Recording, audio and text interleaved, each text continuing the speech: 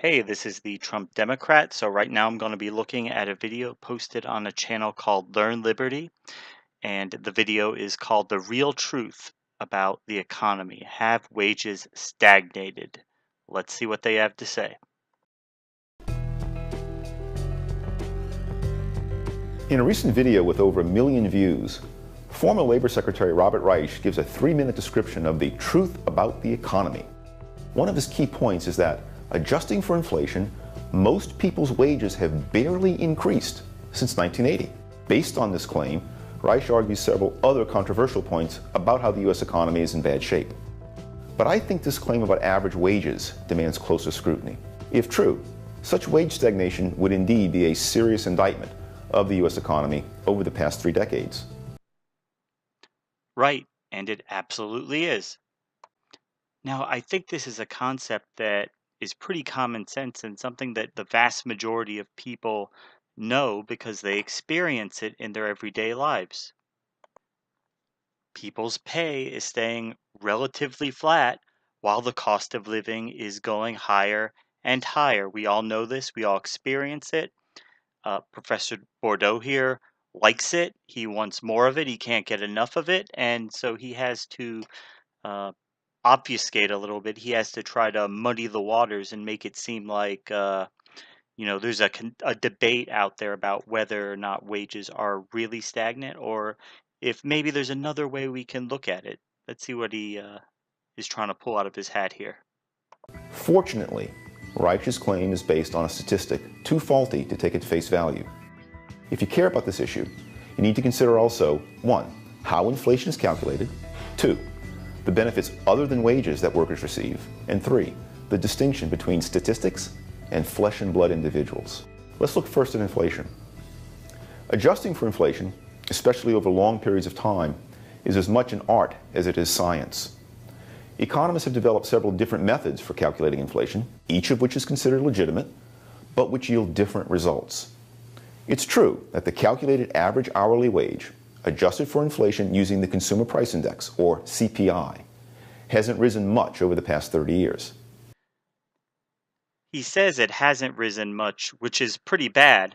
But if you look at the graph that he's showing, actually, this one indicates a 4% decrease in wages. So not increasing much would be maybe a 2% increase, which would be very small over that period of time, but it's a lot worse than that. Okay, that's a 6-point swing from where we're at. That's the basis of Reich's claim. But what about the other methods for adjusting for inflation, methods no less respected than the CPI? As recent research from the Minneapolis Fed shows, using an index called the Personal Consumption Expenditure Deflator results in average hourly earnings rising by 10% between 1976 and 2006, rather than falling by 4% when adjusted with the CPI. Another widely respected inflation adjuster, the GDP deflator, finds that real average hourly earnings rose even more over those years, by 18%. And those are just 2 of the other indices an economist could use. So I caution anyone against basing a firm conclusion on a statistic from a single index. Right, statistics are funny things, depending on which information you're taking into account and how you're looking at things. There's often several different ways of calculating a number like this where people can pick their preferred method. Or they can do what he's doing, where he's trying to muddy the waters and he's not saying that the CPI data is faulty. He's just trying to obfuscate and say, well, there's other things you have to consider too. But I think CPI is probably the most reasonable metric that could be used to calculate something like this. Because more than anything else, it looks directly at purchasing power of your dollars. One reason for the ambiguity in adjusting for inflation is that it's really difficult to account for improvements in the quality of goods and services. For example, a television in 2012 is a vastly superior product to one that you could buy in 1976. There's simply no scientifically agreed upon way to account for such quality changes when adjusting for inflation. My second point, fringe benefits that come with jobs, such as health insurance. While reasonable people can disagree about how best to measure inflation, no reasonable person disagrees that to accurately calculate workers' total compensation, All forms of compensation must be included, wages and salaries, as well as benefits. And because fringe benefits have become a larger share of workers' pay over the past 30 years, looking only at wages and salaries gives a false picture of the progress of worker compensation. Okay, so let's decode that a little bit. That what's the point he's trying to make here? Okay, so let's assume you're employed and you have a average run of the mill health insurance from your employer. You contribute to it. Your employer pays part of the premiums and so on, like millions of Americans have. So you can then look back to, say 40 years ago, and when somebody then had also a health insurance plan partially subsidized by their employer, which allowed them to go to the doctor, cover part of, hospital expenses, things like that. Mm.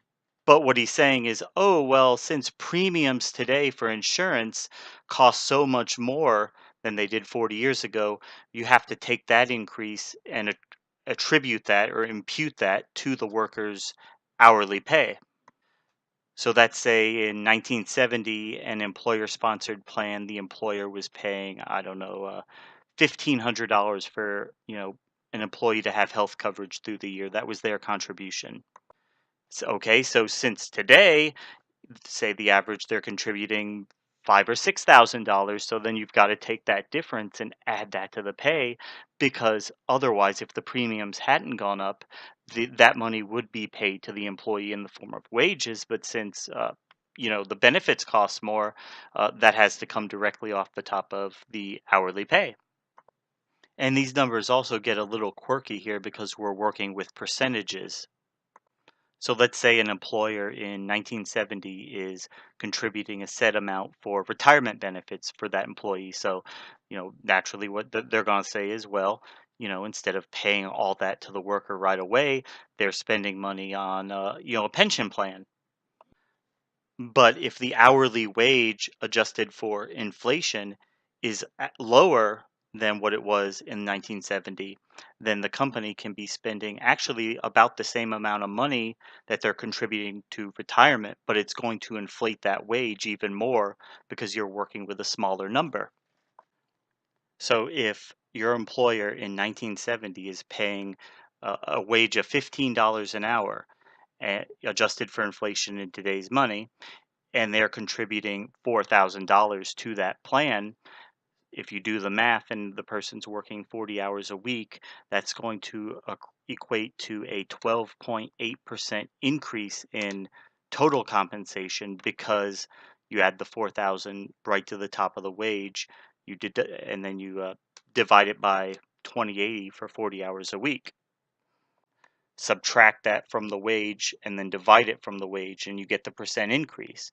So the same scenario with a worker paid $12 an hour in today's money, and with a $4,000 contribution yields a 16% inflated wage.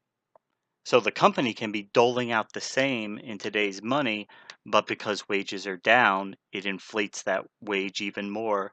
And according to his calculations, it makes it much prettier than it really is. For example, for the years 1976 through 2006, I estimate that the inclusion of benefits in worker pay results in average hourly wages rising by as much as 26%, depending upon the method used to calculate inflation. Right. So since healthcare costs have gone up so dramatically, the workers are actually being paid more. They just don't see it, feel it. It doesn't affect them because they're still getting the same exact thing. It just costs a little bit more, actually a lot more for the employer to provide. My third point is the most important. Robert Reich confuses statistical categories with real people. When Reich says that since 1980 most people's wages have barely increased, he gives the impression that most people have enjoyed nearly no economic gains over the past 3 decades. What he means is simply that the average wage, adjusted for inflation with the CPI, hasn't gone up. But statistical results such as averages or medians can give a very misleading picture about what's happened to individuals included in those groups. I'm really not sure what he's trying to get at here. Is he saying, well, some people are doing really a lot better than they did in the 1980s. So you can't look at the statistics and say that, your average person is not doing any better because there are a few people that are. If you calculate their wealth from the 1980s, the Koch brothers have made a lot more money during in that 30 years. I'm sure Bill Gates has too. You take his net worth in the 80s, it's a lot higher today, right? I mean, this line of thought is so dumb. That's like the equivalent of saying, a casino is a good place to invest your money because some people go in there and they win a lot of money. Now, of course, we know that your average person does not. In fact, your average person loses money. Otherwise, the casinos would be out of business. So it's a terrible investment for most people. But for a few people, it will actually pay out and pay out big. Like for most people, spending money on a lottery ticket ends up being a waste because they don't win.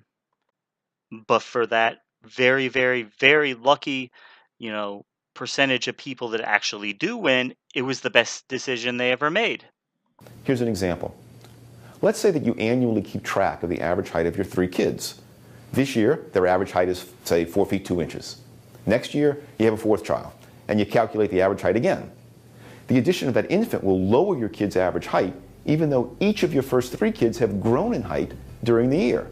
Clearly, you wouldn't conclude from the lower average height of your children that your children are shrinking in size. That would be absurd. But the same reasoning applies to average wages.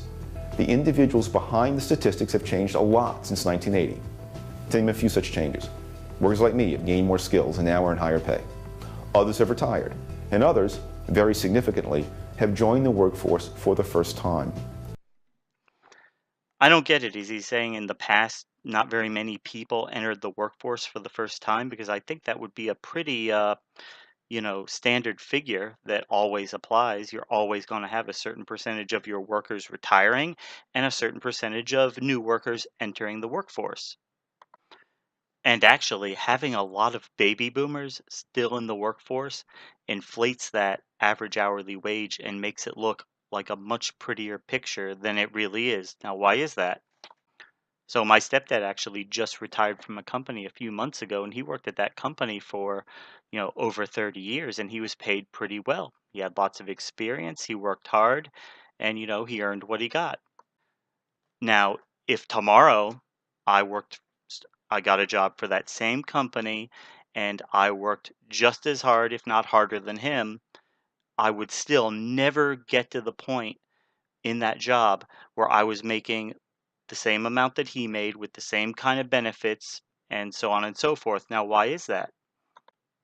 Because companies just don't do that anymore. They don't give out raises like they used to. They don't have pension plans anymore. So you actually have a lot of boomers in the workforce who make an inflated wage that new workers today will never get to, because a lot of those pay increases were gotten in an era when US capitalism was competing with the Soviet Union, for one. So we had to have a kinder, softer, gentler capitalism where your average worker could still get ahead, because otherwise they might look at other economic systems and, decide that pure capitalism just isn't working for your average person. And because unions have been so thoroughly decimated that, very few workers and industries even have them.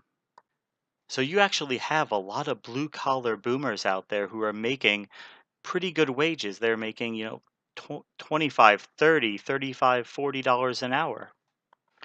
But if you got hired with that same company tomorrow, you would never get that high. You would never get the kind of pension benefits that the boomers are getting. So in about 10 years or so, when the vast majority of these boomers are retired, you're going to see that average hourly rate drop a lot. Right, so let's understand this. It's not as if in just the past 30 years, these employment fields that are dominated by women and immigrants didn't exist 30 years ago. It's like they're a new creation. They're not. I promise you, in the 1950s and 60s, there were still people who had to do agricultural work. There are still people who had to harvest apples and stuff like that. And in fact, there would probably be more of them because technology today has displaced the need for so many workers. So, a farm that operated maybe 40 years ago needed a much larger workforce than one would need today. Now, this should have the impact of making your average wage look higher because you have fewer people doing these menial, low wage jobs in, say, the agricultural sector. Now, yes, a growing workforce is a downward pressure on wages. When you add millions of people to the labor roles who are then willing to accept a lower hourly rate to do the same job, you're going to displace other workers who were making more before. Reich concludes by saying that a strong economy needs a strong middle class. He's got that right. But the path to a strong middle class is not, as he suggests, higher taxes on the wealthy. Instead, it's the path that made the U.S. economy great in the first place. The hard work and great entrepreneurial ideas of individual people all acting in a free market. Actually, no, that's completely wrong. If you look at the golden age of the American economy, your late 40s, your 50s, your early 60s, all that took place in an era where taxes were much higher on the wealthy than they are today. And government regulation was much broader than it is today. In fact, since the 1970s, we've been rapidly deregulating tons of industries. And you have conservative politicians running government who, seek to destroy as many regulations as possible, who seek to, water down existing regulations. And we know that the top tax rate has come down significantly. And these lowering taxes and this deregulation has not resulted in increased wages. If anything, it's held wages stagnant. So that's basically the end of the video. He just fades off into the background after that last clip. So, we've already done exactly what this guy is saying, what Professor Bordeaux is saying here. Been there, tried that. Low taxes have been a disaster for the American people. It's mainly benefited the very wealthy. I mean, look at what happened in Kansas after they enacted their severe tax cuts targeted toward the wealthy. What happened? I'll give you a clue. It didn't trickle down. It didn't help anybody else. All it did was blow a big hole in the state's budget, resulting in cuts to state funds and services. Now I know he thinks this is a great idea, and even if it hurts people, because philosophically he supports it, but you can't then make the case that it would actually be something better for, your average worker. That your average worker is actually going to benefit if, millionaires can pay a somewhat lower tax rate. Rich people actually do destructive things with their money. They pump it into bubbles that burst and collapse the economy. They buy and flip properties as investment pieces, which raises the cost of housing. So, yes, wages are down, and yes, the middle class has been crushed by the gluttonous greed of the wealthy class. Believe it or not, money is a finite thing. There is a actual number that represents the total amount of currency in speculation in circulation. It's not unlimited. So if you order a pizza for you and your friends, and they bring the pizza over and say there's 12 slices of pizza, and there's four of you guys, if one friend goes over and takes half the pizza just for himself, what does that mean? Well, the rest of you guys are all going to have significantly less. And if that happened, you and the rest of your friends would probably consider that guy a dick. And if he said, well, this is what I took, but, that really shouldn't affect you in any way.